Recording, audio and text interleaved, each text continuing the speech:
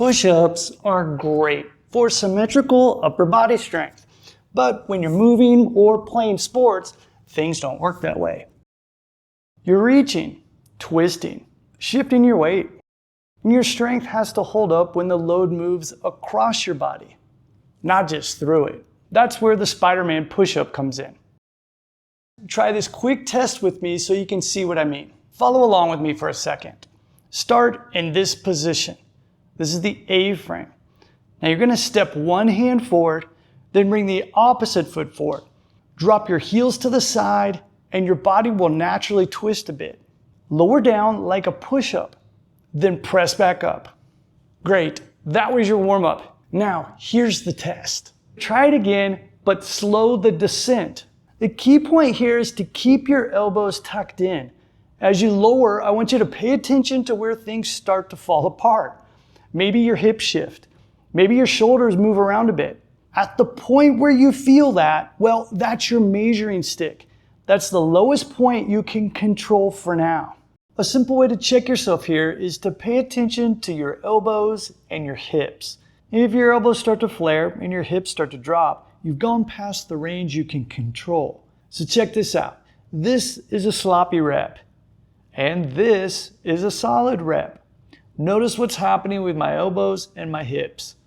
And that's what you practice if you want your strength to hold up in your activities. From here, your goal isn't more reps. It's keeping the position stable and gradually increasing how low you can go and still press back up without the position changing.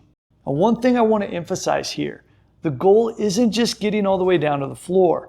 The goal is keeping this position and doing that with the legs off of the floor as you lower and then pressing back up in that same position.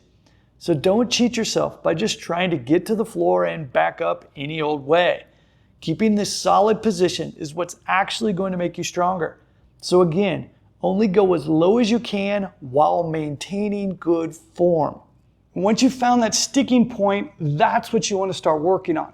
Instead of counting reps, we use time. And we call it time under attention, not just time under tension. That's because the goal isn't just banging out reps. It's paying attention to what's happening there. Are the hips shifting? Are the shoulders moving? Can you keep the same structure as you lower and press back up? A common mistake I see is when people flare their elbows too much. Let their hips drop too soon or drop their hips when they're pushing back up. If that's the case, just don't lower down as much. That way you can keep things solid.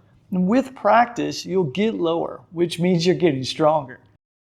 Now here's how I suggest you practice this in the beginning. Set a timer and start with 30 seconds. That's going to be plenty in the beginning. Move slowly, going from one Spider-Man push-up to the other. Stay right around that point where things start to get challenging.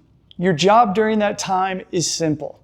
Keep the position stable while you move. Now over time, you'll notice that you can go a little lower, stay more stable, and press back up more smoothly. That's how you expand the range where your strength actually works. And this is where the Spider-Man push-up becomes really useful. That's because most real movement doesn't happen perfectly square. You're pushing while you're stepping, you're reaching while supporting your weight, shifting your body as you move. And that means your strength has to hold up across the body, not just straight through it. And when you practice movements like this with attention, you build strength that transfers much better to those situations. So to recap, set a timer for 30 to 60 seconds. Slowly lower to the point where you start struggling, but you can still keep good form. Then press back up, making sure not to drop your hips or let your elbows flare. Do 3 rounds of this a few times a week. Now over time, you'll notice you can go lower and still press back up with better control. And that's what builds the kind of strength that holds up in your sports and activities. Learning how to control your body through different positions before adding more load or complexity is the way to go. And that's exactly how I teach it in our Elements program. Want another quick test to see how your strength holds up when you move? Well then watch this next video.